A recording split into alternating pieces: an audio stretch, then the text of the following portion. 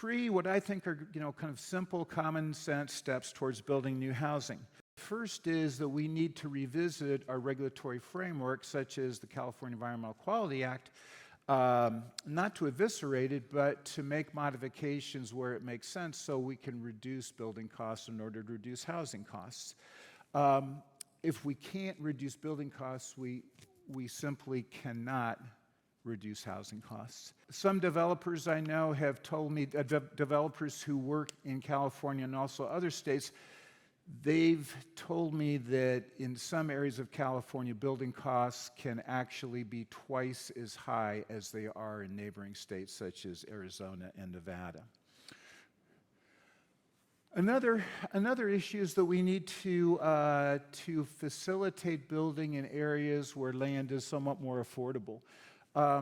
Most of our state is unoccupied. About 90% of our population in California lives on just 5% of the land. So there is room to spread out. And to give you an example, the fastest growing community in California over the last year is a community called Shafter, which is about 20 miles outside of Bakersfield. Land is much more affordable there, and as a result, they're able to create new housing with a median price of about $370,000 compared to the state's average of $884,000. We can also lever the efficiency of modern building technologies. So we can now build homes from start to finish within factories, exploiting the cost efficiencies of mass production. And this can economize on building costs by at least 50%, and I suspect here in California maybe closer to 60 or 70%.